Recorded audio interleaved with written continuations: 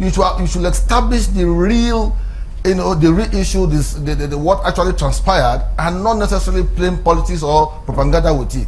When you say a deputy governor was shot at, that to me means that they saw the deputy governor and they shot at him. That is what it means. But we are saying that no. The reports that we got from the ground was that there was an unruly crowd outside making all manners of crisis, whilst the deputy governor was inside the building, the building of the secretariat of the party, holding meeting with the delegates and other party executives. Okay. So it couldn't have been that the deputy governor was shot at. Mr. Afegbua, that was what we're trying to. Mr. Afegbua, just a moment. Does the government see itself as the political opponent to the deputy governor? Sorry? Does the government see itself as a political? Sorry? Does the government see itself as a political opponent to the deputy governor? The deputy governor is part of government, so he too should be worried about the activities of his campaign organization. Okay. He's part of government. He's the #2 man. Does this have anything? But on that particular exercise, he was an aspirant. He went to campaign as an aspirant, to solicit for votes from delegates. Does this have anything to do with the crisis that the Edo State House of Assembly is also currently experiencing?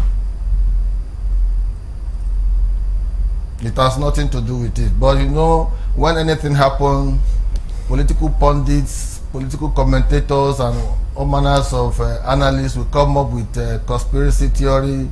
I've read reports, headline news, riders saying, "Oh, it's an attempt to impeach the deputy governor because he's contesting election, because he's barring all possibility to contest election." Let me make it abundantly clear that the Edo House of Assembly is made up of 24 members, 20 of which are members of the APC, 4 of the opposition PDP.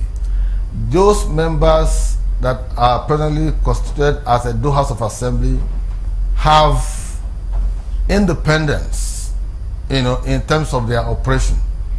On the day of that impeachment, we had it like every other person. We're in the office. We just finished from our executive council meeting, where the governor had declared 5-day mourning and 5-day public holiday in respect of our departed monarch. And so we had it like every other person that the speaker has been impeached. And immediately the governor said, what's happening? And as a party man, as the leader of the party in the state, he called on the officers and invited the members for a meeting. And they met, and he was asking them what could have been the rationale, because if you look at Edo State, like every other state, it's divided into 3 senatorial zones. And the speaker, that's the one that was impeached, represent the Edo Central, who happens to be the highest ranking political office holder in the scheme of things in the state. So by the time you remove him from office, you are going to be putting out at loggerheads with the senatorial district that's the Central Senatorial District, who will tend to suggest that you don't want them to be part and parcel of the power equation in the state. So the governor called them and sounded them out and tried to see how they can resolve the issue. More so that 20 of them are members of APC. That was a huge majority. And so the following day, we were surprised when people were now, throwing riders in the paper that, it's an attempt to impeach the deputy governor and all of that. There's nothing near that.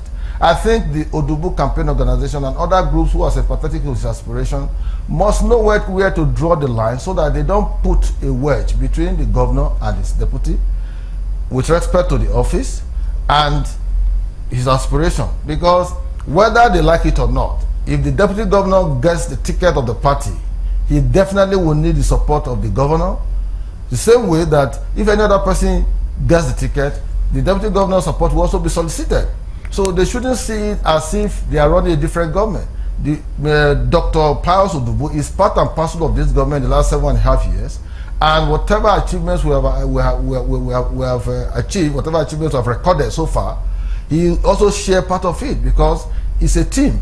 So the campaign organization has to be cautioned, or they should know where to draw the line between the deputy governor and the office, and the deputy governor as an aspirant. And as an aspirant is different from the deputy governor as deputy governor running an office as #2 man. So we have no plan of impeaching or impeachment. There is nothing on our table for that. We will rather engage, every aspirant on the basis of conviction, on the basis of superior ideas, superior logic, constructive bargaining and collective engagement.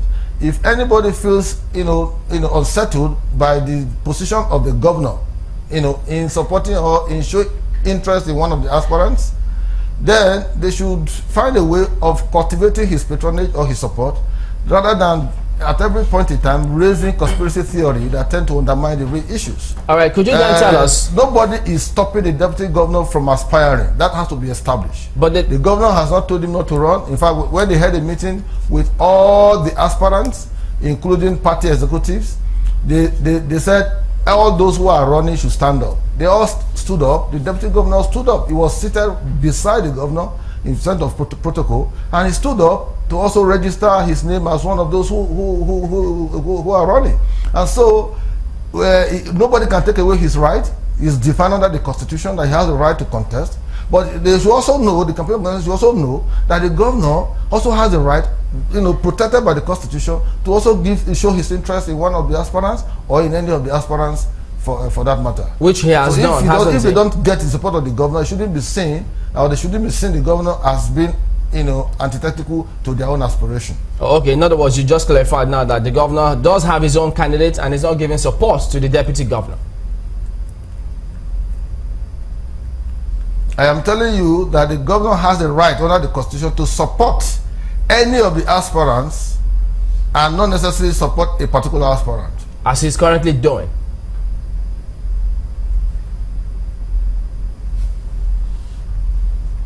As he is currently doing, Hello? isn't it? That's what you're saying. Which is his right anyway. Yeah. Is that what? All right.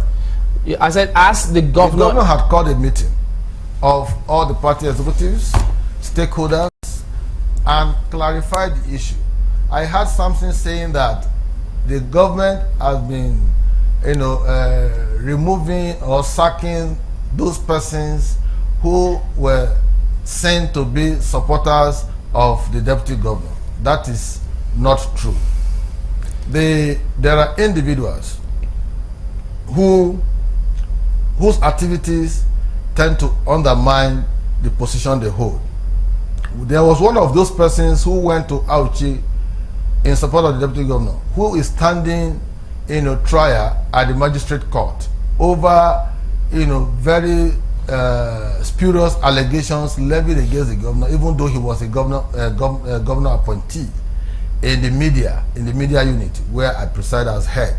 Now the guy has consistently, issued statements on Facebook and WhatsApp, misleading information, which was capable of even unsettling political calmness in Edo State.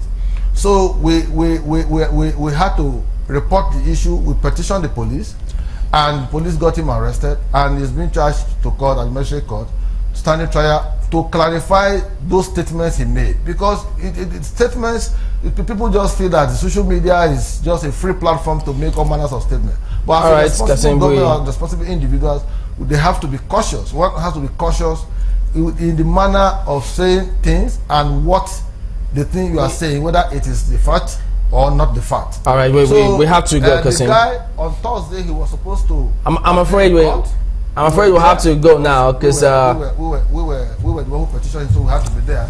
All right, Kassim Afegbua, I'm afraid we'll have to let it go now. We also have to move on to our next item. We thank you very much indeed for talking to us today. Kassim Afegbua is the Commissioner for Information for Edo State Government. We'll be back in just a minute. Join us again.